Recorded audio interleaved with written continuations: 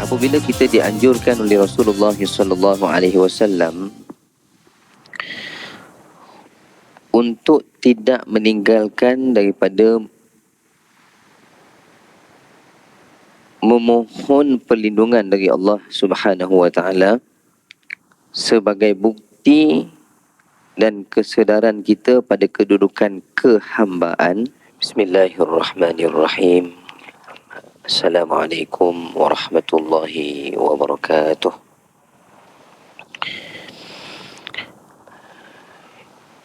Innal hamdalillah nahmaduhu wa nasta'inuhu wa nastahdihi wa nastaghfiruh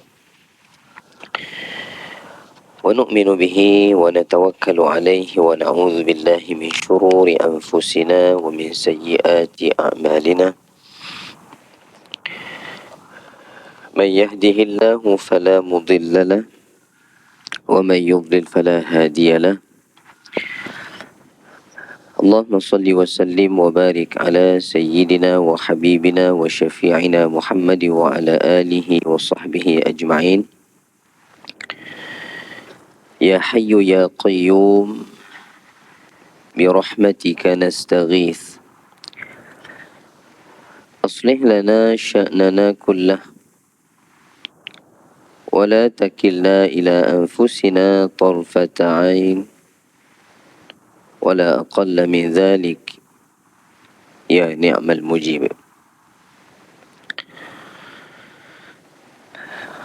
Qala Allah Ta'ala fi kitabihil karim, a'udzu billahi minasy syaithanir rajim. Fawailul lilladzina yaktubuna al-kitaba bi aydihim thumma yaquluna hadza min 'indillahi liyashtaru bihi thamanan qalila fawailul lahum mimma katabat aydihim wa wailul lahum mimma yaksibun. Sadaqallahul azim. Qala Rasulullah sallallahu alaihi wasallam, la taqumu as-sa'atu hatta yakuna as'adan nasi bid-dunya Luka' ibnu Luka', atau kama qala Rasul sallallahu alaihi wasallam. Alhamdulillah, marilah kita merafak syukur, memuji kehadrat Allah Subhanahu wa taala atas limpah rahmat dan keizinan darinya jugalah memperkenan keberadaan dan kelangsungan hayat dan nikmat kehidupan kita berada pada gerbang bulan yang penuh dengan limpah keberkatan ini menuju ke jambatan Ramadan. Dan pada kesempatan ini kita menyambung lagi majlis ilmu kita. Mudah-mudahan pertemuan kita dalam taman-taman syurga ini menjadi asbab melimpahnya rahmat Allah Subhanahu wa taala untuk kita juga terpilih sebagai tetamu dalam taman syurga di syurga yang hakiki. Amin ya rabbal alamin. Yang Musa, Tan Sri serta seluruh kepimpinan ahli jawatankuasa Masjid Al-Falah, muslimin, muslimat, ayah-ayah, ibu-ibu yang saya muliakan.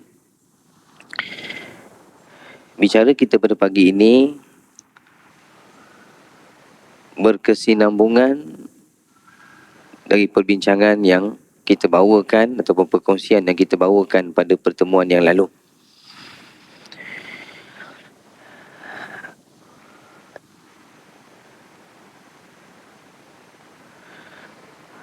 Apabila kita dianjurkan oleh Rasulullah sallallahu alaihi wasallam untuk tidak meninggalkan daripada memohon perlindungan dari Allah Subhanahu wa taala sebagai bukti dan kesedaran kita pada kedudukan kehambaan yang sentiasa mengharapkan limpah perlindungan dan keselamatan daripadanya. Antara permohonan dan perlindungan yang kita pohon kepada Allah Subhanahu wa taala Seperti mana doa yang kita bacakan sebelum daripada kita memberi salam pada solat kita, ketika solat kita, doa yang berbunyi Allahumma inni a'udzubika min azabil qabri wa min azabin nar wa min fitnatil mahya wal mamat wa min fitnatil masihid dajjal. Atau kama qala Rasul sallallahu alaihi wasallam. Beberapa situasi yang digambarkan getirnya di dalam hadis ini, bagaimana kita mengharapkan rahmat dan perlindungan dari Allah Subhanahu wa taala. Yang pertama, kita memohon perlindungannya daripada menghadapi azab kubur. Dan azab kubur ini adalah suatu janji yang pasti. Suatu hari Rasulullah sallallahu alaihi wasallam berjalan di perkarangan Baqi', perkuburan di sebelah masjid Nabi sallallahu alaihi wasallam itu, dan diikuti beberapa orang sahabat baginda sallallahu alaihi wasallam. Lalu ketika itu Nabi SAW berhenti, langkahnya itu di antara dua kubur. Nabi berhenti di tengah-tengah. Lalu baginda SAW bersabda, innahuma la yu'azzabani. Sesungguhnya kedua-dua penghuni kubur kiri dan kanan aku ini, kata Nabi SAW, sedang diazab.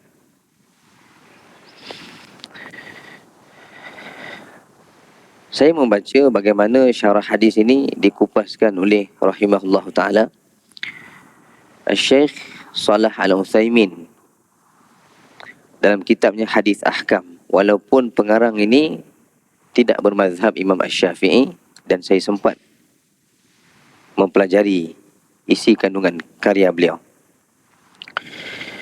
Kata beliau dalam ulasan ini, inilah salah satu penzahiran rahmat dari Allah Subhanahu wa taala yang menyingkapkan alam ghaibiyat kepada para sahabat yang sempat beriman dan menyaksikan kerasulan Nabi sallallahu alaihi wasallam.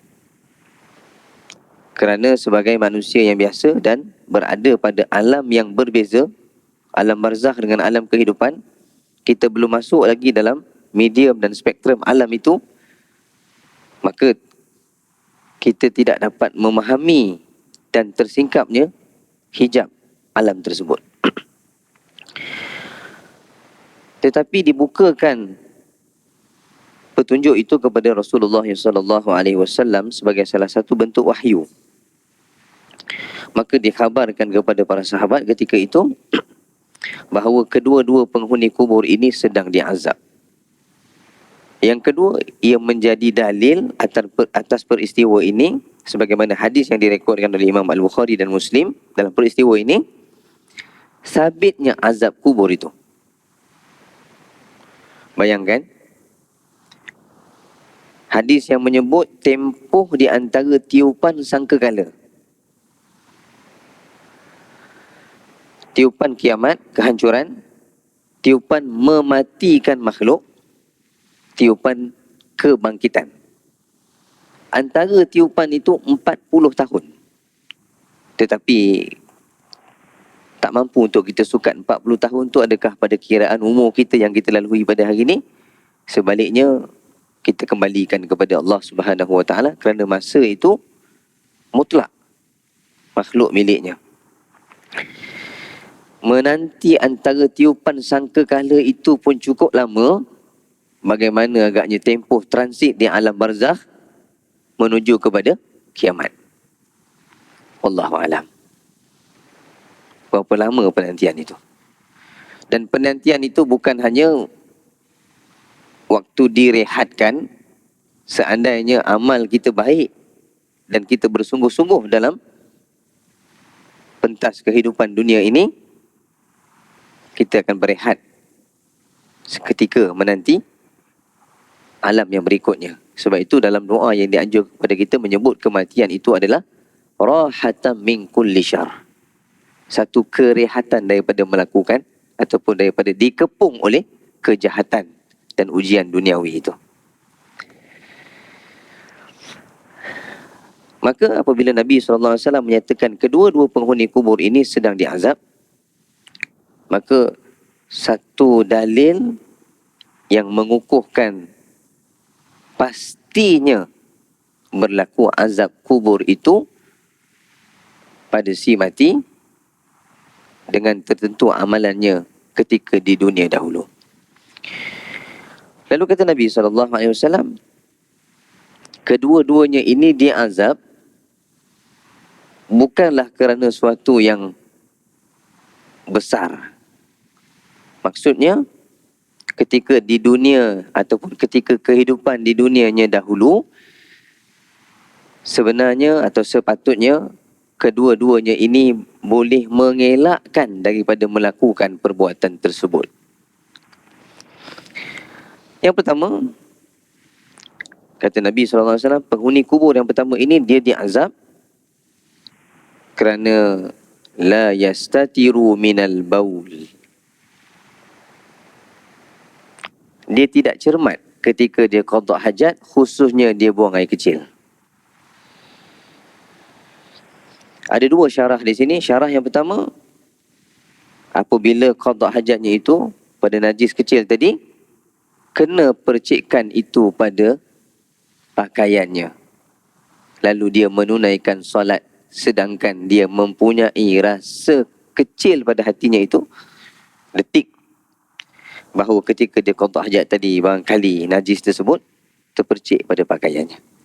Ini satu ujian, satu situasi yang cukup mencabar, khususnya kepada kaum muslimin, khususnya pada hari Jumaat ketika datang menunaikan fardu Jumaat dengan pakaian kerja. Kadang-kadang dah bawa dah kain pelekat dalam kereta, tapi oleh kerana dah berjalan beberapa meter daripada kenderaan tadi, tak payah ambil lah. Lalu kita pun qada hajat di tandas.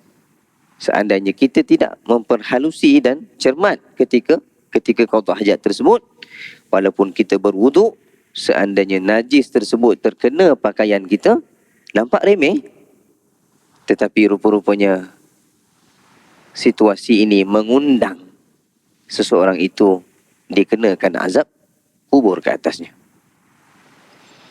Itu syarah yang pertama. Syarah yang kedua menyebutkan bahawa tidak tusnya najis kencing itu, melainkan dalam keadaan keuzuran seseorang yang ada masalah silsilatul baul,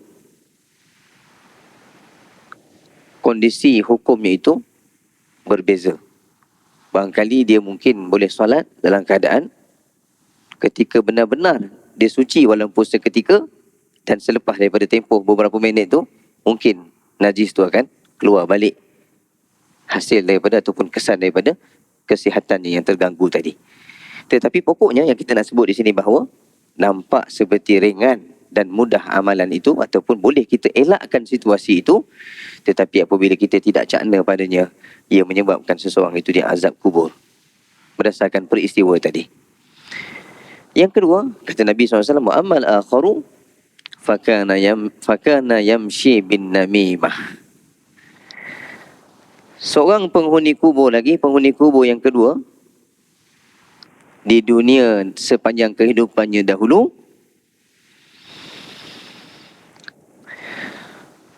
dia sentiasa menyuntik jarum permusuhan sesama manusia sebagai pengadu domba. Memanaskan lagi situasi supaya manusia itu bertelagah, sedangkan barangkali perkara yang dilontarkan itu belum tentu kesahihan dan kebenarannya. Akibatnya, sebelum menanti hisab, alam barzakh lagi diazab oleh Allah Azza wa Jalla. Maka dalam situasi permohonan yang dianjurkan oleh Nabi SAW yang pertama ini, sabitnya azab kubur itu, kita perlu mohon perlindungan daripada Allah Azza wa Jalla. keberadaan kita seketika dalam menikmati kehidupan duniawi ini, kita dapat pulang ke rumah, dapat berehat pada kamar rehat kita, bilik kita yang luas, katil kita juga luas saiznya. Bagaimana apabila kita berpindah pada ruang rumah sementara kita, sementara menanti alam akhirat. Sudah berbeza ruang itu dan tidak ditemani oleh sesiapa, bahkan hanya amalan kita. Bagaimanalah keadaannya itu? Sebab itu dituntut dan digesa kepada orang beriman itu untuk sentiasa menghidupkan rasa keinsafan dan kesedaran dalam kehidupannya itu, sebelum dia berpindah kepada situasi yang dia sendiri berada dalam suasana yang bersendirian, hanya amal sahaja yang menemannya. Yang kedua, wa min fitnatil mahya wal mamat, daripada fitnah kehidupan dan fitnah kematian. Nampak macam janggal bunyinya. Maknanya kalau hidup pun ujian, mati pun ujian, mana kita nak pergi? Tak boleh pergi mana-mana. Kerana segmen kehidupan itu menjadi ujian sebelum kita dikembalikan kepada Allah Subhanahu Wa Taala. Dan apabila kita menyebut tajuk ini sebagai satu peringatan daripada Al-Quran dan Al-Hadis yang mengingatkan kita tentang fitnah dunia. Dan apabila ditelusuri makna fitnah itu sebagaimana yang dikemukakan oleh Ibnul Manzur dalam kitab ataupun dalam karyanya Lisanul Arab, menyebut fitnah itu dengan beberapa makna dan akhirnya memberi rangkuman kesimpulan kepada kita, fitnah itu tidak datang dengan maksud satu kata-kata yang diucapkan dengan tujuan untuk membunuh kredibiliti manusia itu. Tidak terhad pada definisi itu semata-mata. Tetapi kata Ibnu Manzur, fitnah itu yang pertama membawa maksud al-ikhtibar. Fitnah itu secara umumnya membawa maksud ujian. Wal fitnatu al-mihnatu. Fitnah itu juga membawa maksud cubaan. Wal fitnatu al-mal.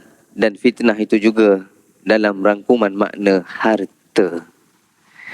Yang kita faham harta tu nikmat. Tetapi kata Nabi SAW berdasarkan hadis dan Al-Quran dan disimpulkan oleh para ulama, harta itu termasuk dalam fitnah. Saya rasa saya belum cukup pengalaman untuk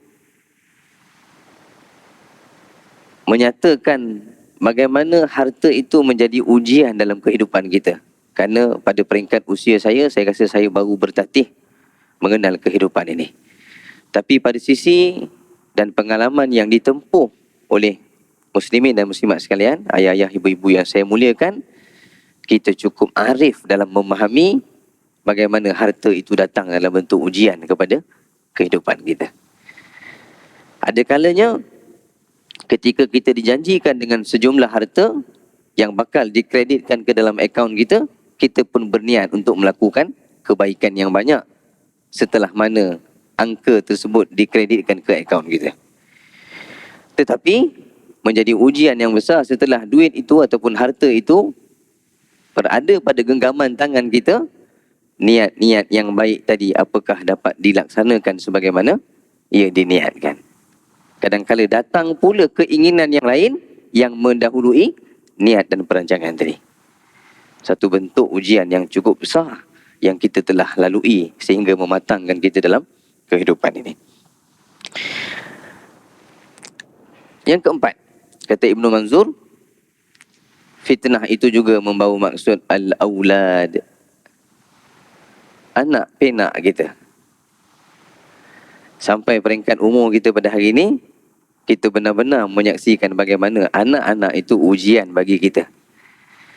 Terutamanya, bila sampai satu peringkat umur, barangkali mungkin anak kita tu melakukan sesuatu perbuatan yang bertentangan dengan nilai kebaikan. Kita melihat perbuatan anak itu, tetapi berapa ramai pula yang tidak ada kekuatan untuk membetulkan perbuatan kesalahan itu.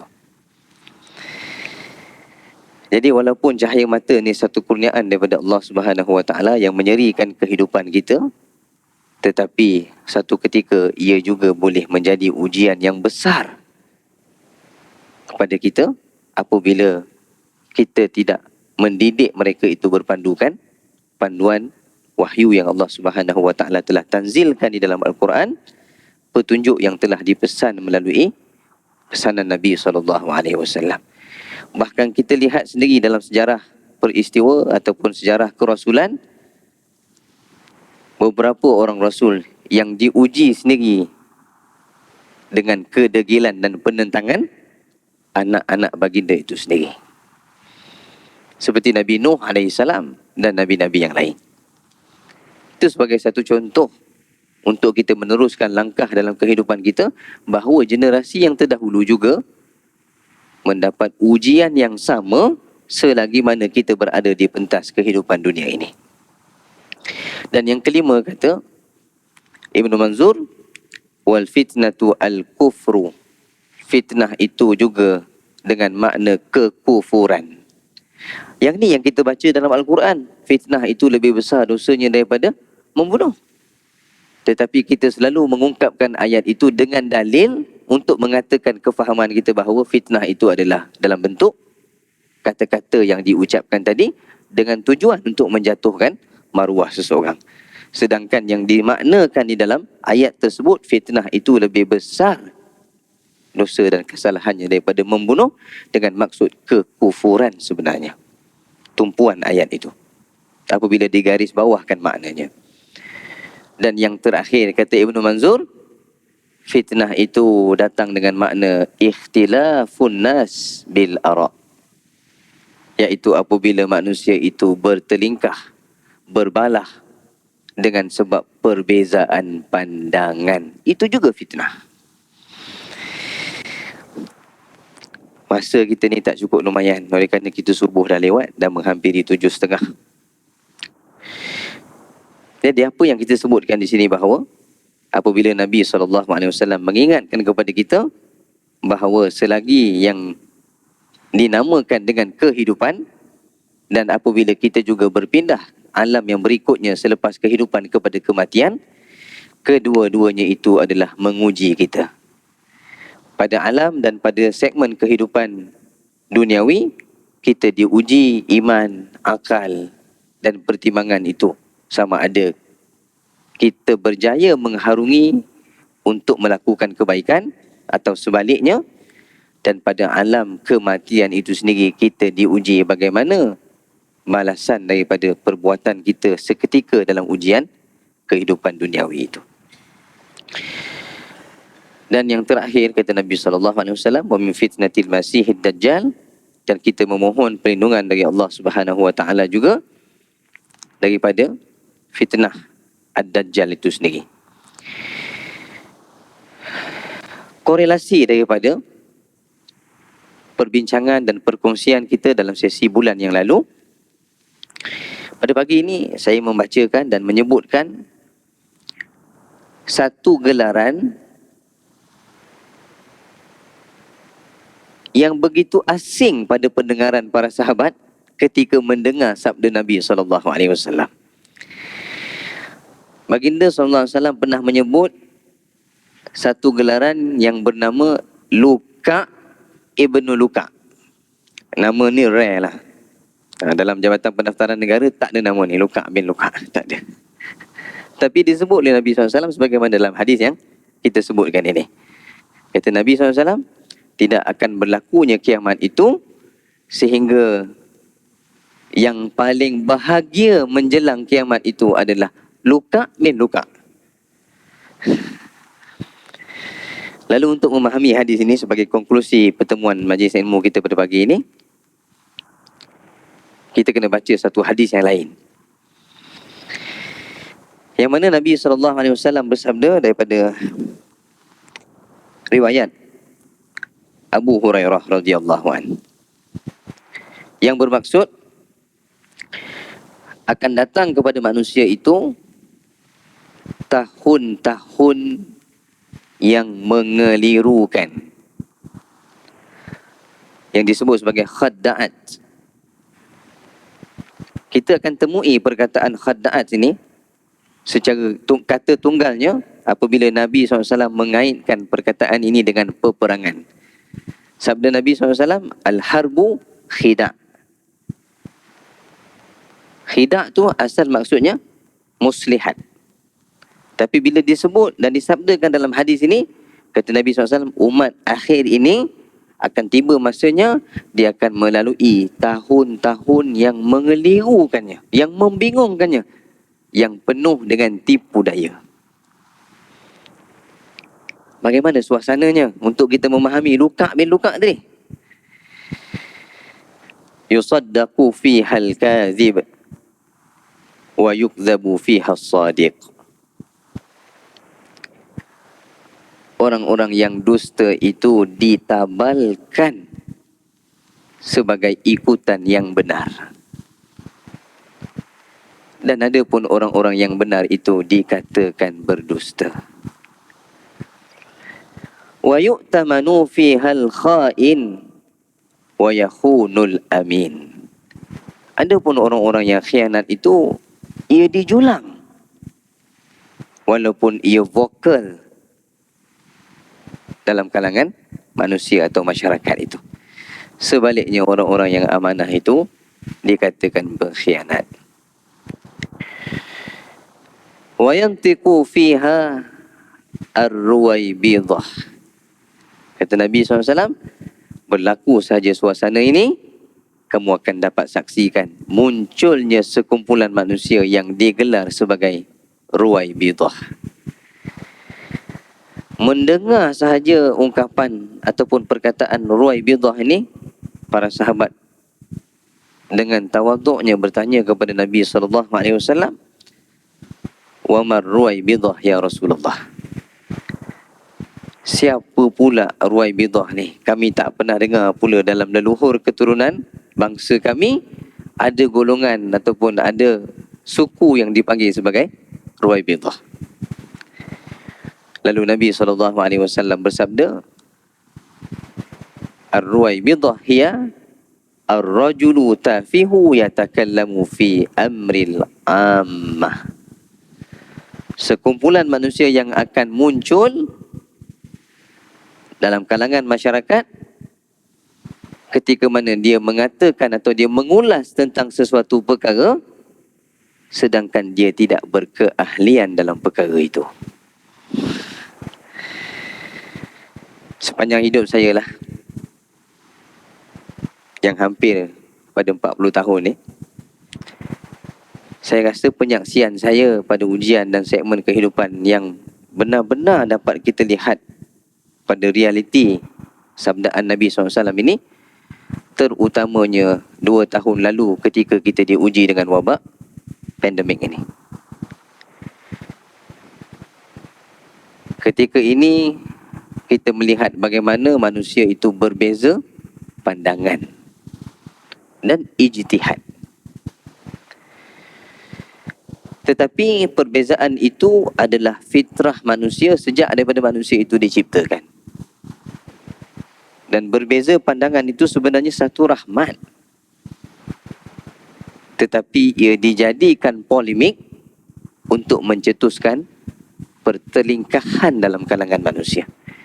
Akhirnya muncul yang berkeahlian dalam situasi yang berlaku itu menyatakan keahliannya, dikatakan oleh yang tidak berkeahlian bahawa ini adalah satu pandangan yang tersasar. Bahkan bila diulas satu hukum itu oleh mufti, masyarakat lebih mufti daripada mufti. Sedangkan fatwa yang diumumkan itu bukan secara persendirian. Fatwa itu secara muzakarah, kolektif. Dan disebut dalam perbahasan fiqh, satu ijtihad tidak membatalkan ijtihad yang lain. Al-ijtihadu la yanqadu bil ijtihad. Kerana satu ijtihad itu didasari dengan dasar Al-Quran, hadis dan dalil-dalil yang lain. Seandainya ijtihad itu benar, maka yang berijtihad itu dikurniakan dengan 2 kebaikan hasanat. Seandainya tidak menepati di sisi Allah Subhanahu Wa Taala, ijtihad itu tetap beroleh 1 kebaikan. Tetapi yang terjadi ketika itu adalah melaga-lagakan di antara ijtihad.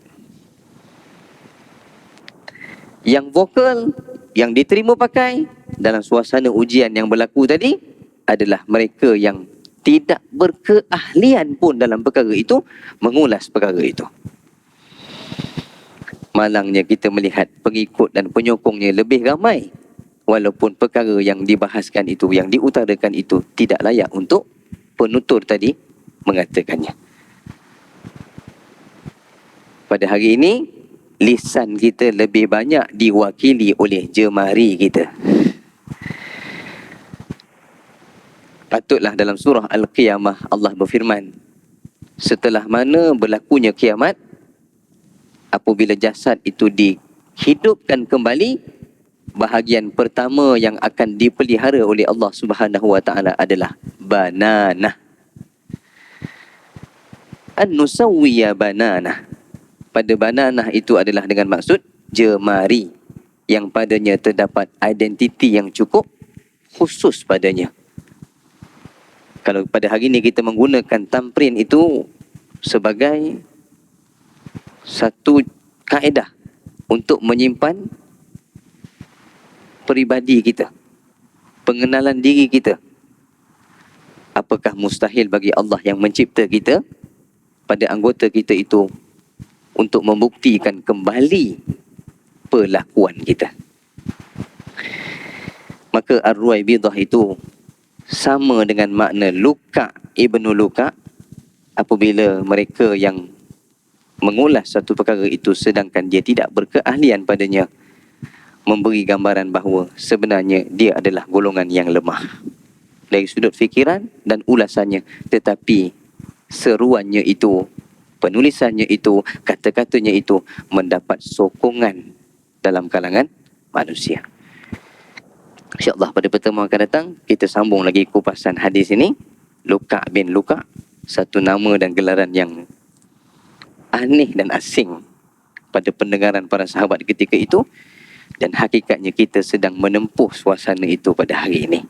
Sama-samalah kita kembali kepada Al-Quran dan Al-Hadis sebagaimana yang dipesan Nabi SAW. Tidak akan sesat manusia itu selagi berpegang dan beramal dengan kedua-duanya. Aqulu qawli hadza wa astaghfirullahal azim li wa lakum. Yang baik itu datang dari Allah Subhanahu Wa Taala, yang lemah itu datang dari kelemahan dari saya sendiri. Hakikatnya kedua-duanya dari Allah Subhanahu Wa Taala. Kepada Allah juga kita mohon rahmat keampunannya. Terima kasih atas kesempatan dan perhatian. Saya doakan muslimin dan muslimat sekalian dikurniakan kesihatan, keafiatan untuk meneruskan amal ibadah pada setiap detik kehidupan kita dan dipertemukan kita dengan bulan Al-Mubarak. InsyaAllah. Allahumma amin. Subhanakallahumma wa bihamdik. Asyhadu an la ilaha illa ant. Astaghfiruka wa atubu ilaih. Bismillahirrahmanirrahim. Wal asr. Innal insana lafi khusr. Illa alladhina amanu wa amilus salihat. Wa tawasaw bil haqqi wa tawasaw bis sabr. Sadaqallahul azim. Assalamualaikum warahmatullahi wabarakatuh.